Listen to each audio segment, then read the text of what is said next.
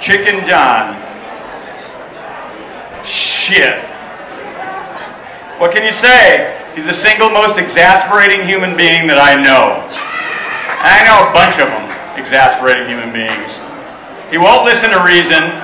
He does everything the hardest way conceivable, usually by hitting it with his head. Absolutely refuses to listen to anybody, to logic or reason. It fucking drives me nuts. I mean, if you know him, you know what I'm talking about. I mean, you do know what I'm talking about. He'll study some complex, convoluted, emotionally charged, and intellectually challenging concept or issue for like 10 minutes, just long enough to grasp a few catchphrases and maybe some of the idea that he's ready to buffalo in almost anybody into thinking he's an expert on the topic. I've watched him do it for 20 years. I mean, I pride myself on being a contrarian, but I'm Mr. fucking Rogers compared to Chick when it comes to being difficult. All right, if that's how I feel, what the hell am I doing up here reading from his book? I'll tell you why I'm reading from Chicken John's book. Because more than anyone I've known, with one huge exception, Chicken John does one very important thing very, very, very well. He uses every tool, some would say every weapon, at his disposal to make other people live each day as though it were their last. And what do I mean by that, living each day as though it were the last?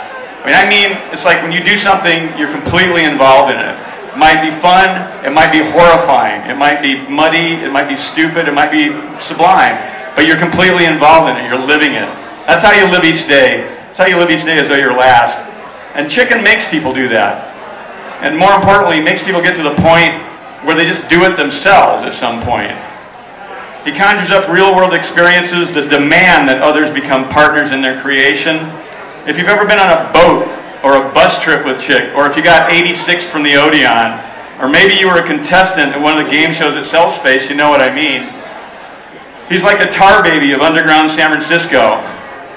People are almost always better off for Chicken bullshitting them into doing some ridiculous thing, even if they don't get it at the time they're doing it. Sometimes they don't get it for years. Whether you like it or not, real life, messy, fun as hell, scary, stupid as fuck, confusing, enraging, and occasionally sublime, Chicken starts the ball rolling. You think you're just along for the ride, but pretty soon it's your game, and you're creating it. If you know what Chicken does, you already know this. If you don't, well, here's a book. It's a training manual, actually. I said that there was another person who did that thing that Chicken does. His name was Gary Warren. You don't know who he was, but you should. Among other singular inventions, he created a thing called the Suicide Club in 1977. Gary couldn't have been more different than Chicken.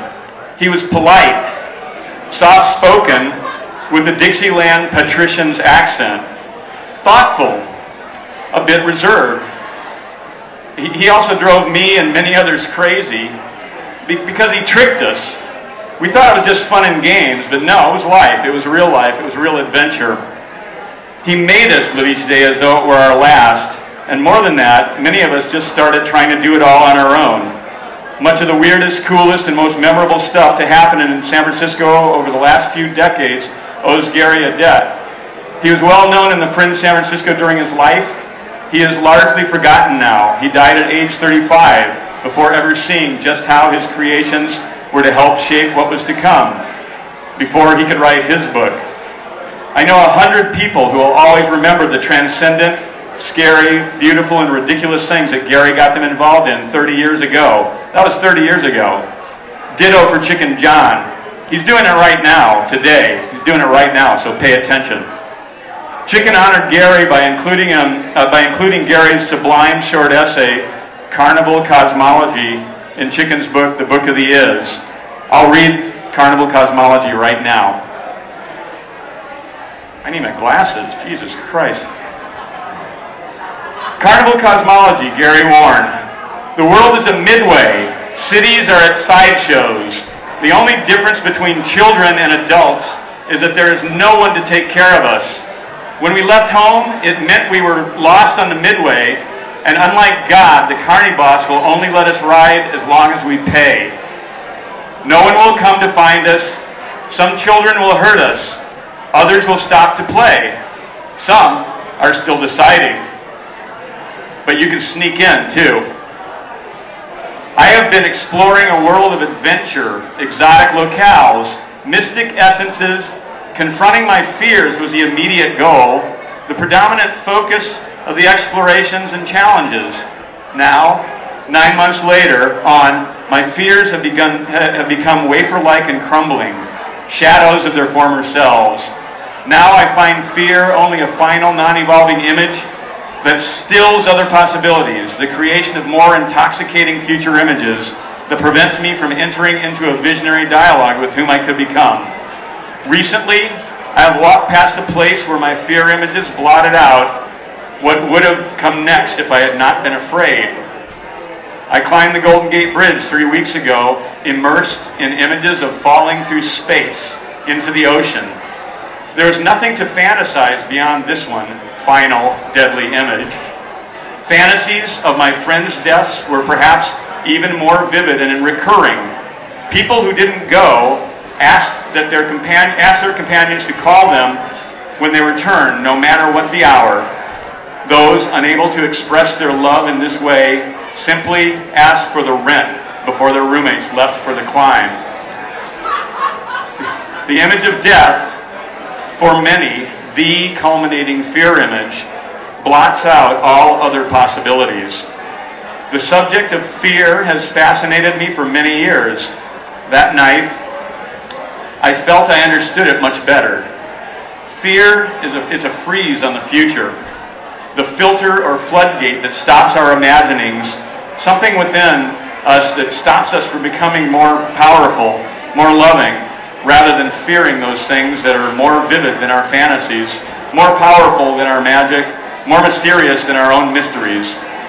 I buried the predominance of fear in my own cosmology that night.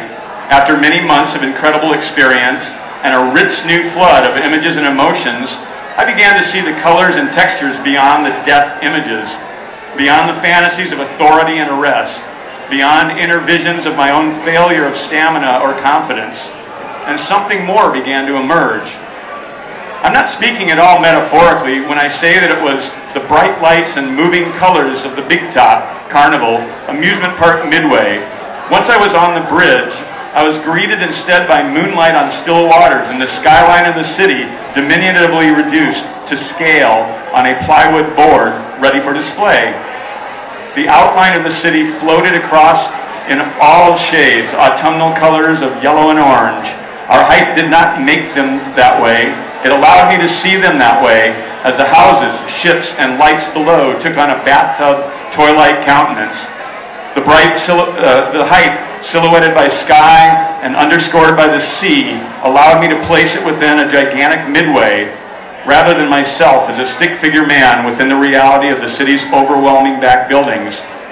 2 months before, I had climbed the Oakland Bay Bridge, and for the first time the metaphor had become real. The bridge was obviously a jungle gym made to climb rather than drive over. The cars just using it for the in-between times. The girders were so huge that you could climb inside them like chimps, risking nothing but a strained heart from the excitement. It was then that I was first struck with the feeling that we were here to play. If nothing else, here to play with the world and to play with the other people in it. My mind elongated with it, and as it did as a small child in front of the TV, when Daffy Duck sold Elmer Fudd a new house, and then, turning to leave, opened the front door and let a train drive through his room and drive through mine, my child's mind simply gasping at the possibilities. Other possibilities are becoming much more apparent. The world is becoming a total play environment, and I am becoming something else entirely. The future is no longer on a circuit like the news, entertainment, something in an entrepreneur's plans, as I expectantly read the notices in the bleached parchments on the corner stands. It's an imagination away Gary Warren through me to Chicken John.